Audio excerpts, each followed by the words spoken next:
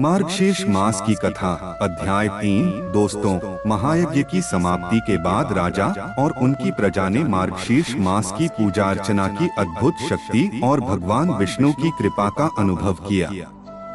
इस धार्मिक माहौल ने पूरे राज्य में एक नई जागरूकता और धार्मिक चेतना का संचार किया।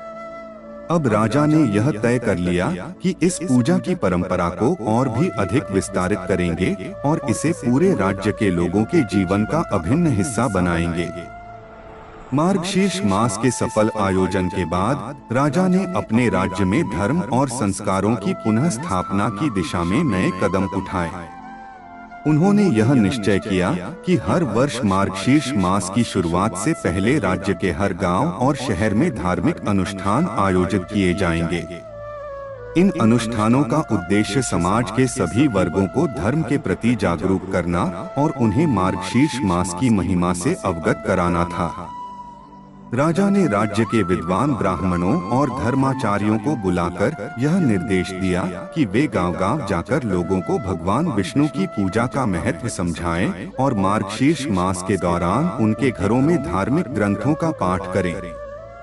इसके साथ ही उन्होंने राज्य के प्रमुख मंदिरों में नियमित रूप से सत्संग और प्रवचन आयोजित करने का आदेश भी दिया। राजा के इन प्रयासों का राज्य पर गहरा प्रभाव पड़ा। धीरे धीरे राज्य के लोग अपने दैनिक जीवन में धार्मिक अनुष्ठानों को शामिल करने लगे। प्रत्येक घर में भगवान विष्णु की पूजा का महत्व बढ़ने लगा। महिलाएं अपने घरों में तुलसी के पौधों की देखभाल में अधिक समय बिताने लगीं और हर शाम भगवान विष्णु की आरती करने लगीं। बच्चों ने भी धार्मिक कथाओं को सुनना और सीखना शुरू किया, जिससे उनके भीतर धर्म और संस्कारों के प्रति आदर और श्रद्धा बढ़ी। राज्य में हर ओर धर्म और भक्ति का माहौल बन गया। लोग सुबह सुबह स्नान कर मंदिर जाते, वहां भगवान विष्णु के समक्ष दीप जलाते और पूरे दिन भक्ति में लीन रहते। इस नवचेतना ने समाज में एकता और भाईचारे की भावना को और भी मजबूत किया। हर व्यक्ति ने इस पवित्र माह में समाज के प्रति अपने कर्तव्यों का पालन करना शुरू किया और धर्म के मार्ग पर चलने का संकल्प लिया। मार्गशीर्ष मास की परंपरा को और भी सुदृढ़ करने के लिए राजा ने एक धार्मिक यात्रा करने का निश्चय किया।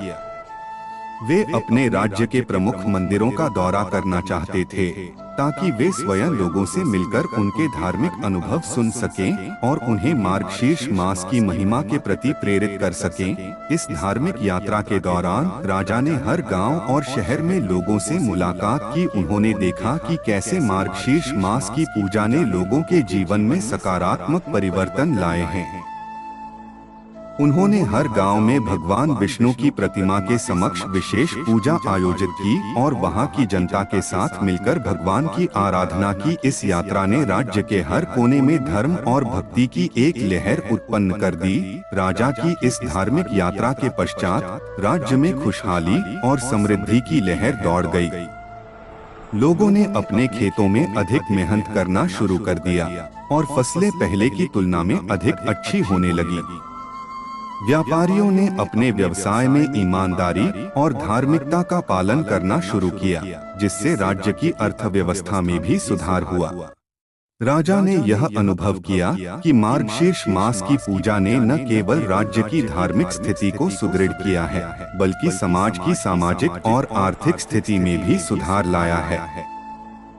उन्होंने महसूस किया कि धर्म के मार्ग पर चलकर ही राज्य की समृद्धि को बनाए रखा जा सकता है। राजा ने मार्गशीर्ष मास की पूजा की परंपरा को और अधिक मजबूती से स्थापित करने के लिए एक विशेष संकल्प लिया। उन्होंने घोषणा की कि हर वर्ष मार्गशीर्ष मास के दौरान पूरे राज्य में धर्म संकल्प सप्ताह का आयोजन किया जाएगा। इस सप्ताह के दौरान लोग अपने जीवन के उन पहलुओं को सुधारने का संकल्प लेंगे जिनमें वे गलतियां करते हैं। राजा ने सभी नागरिकों से आग्रह किया कि वे इस सप्ताह के दौरान स्वयं के भीतर की कमियों का आकलन करें और उन्हें दूर करने का प्रयास करें। उन्होंने कहा, भगवान विष्णु की कृपा प्राप्त करने के लिए हमें पहले स्वयं को शुद्ध और पवित्र बनाना होगा। धर्म केवल बाहरी अनुष्ठानों में नहीं बल्कि हमारे आचरण में निहित है। राजा के इस संकल्प ने समाज में एक नई शिक्षा और जागरूकता का संचार किया। लोग अपने बच्चों को धार्मिक शिक्षा देने के प्रति अधिक सजग हो गए। राज्य के हर गांव में धर्मशालाओं और मंदिरों में बच्चों के लिए धार्मिक कक्षाएं आयोजित की जाने लगी। वहां उन्हें भगवान विष्णु की कथाएं, भगवद गीता के श्लोक और धर्म के मूल सिद्धांत सिखाए जाते थे। इसके अतिरिक्त राजा ने राज्य में पुस्तकालयों का निर्माण कराया, जहां धार्मिक और सांस्कृतिक ग्रंथों को संग्रहित किया गया। इन पुस्तकालयों में विद्वानों ने प्रवचन दिए और लोगों को धार्मिक ग्रंथों का सही अर्थ समझाया। इस प्रकार राजा के प्रयासों से समाज में धर्म और शिक्षा की एक नई लहर दौड़ गई। मार्गशीर्ष मास की कथा के इस तीसरे अध्याय में हमने देखा कि कैसे राजा ने भगवान विष्णु की पूजा की परंपरा को अपने राज्य में स्थापित कर समाज में धर्म और आस्था की पुनः स्थापना की। उनके प्रयासों ने न केवल राज्य की धार्मिक स्थिति को सुदृढ़ किया, बल्कि समाज की समृद्धि और खुशहाली में भी महत्वपूर्ण योगदान दिया। यह कथा हमें यह सिखाती है कि धर्म और आस्था का पालन करना हमारे जीवन के हर पहलू में सकारात्मक बदलाव ला सकता है। राजा के संकल्प और उनके प्रयासों ने पूरे राज्य को एक नई दिशा दी, जिससे समाज में एकता, समृद्धि और सुख शांति का संचार हुआ।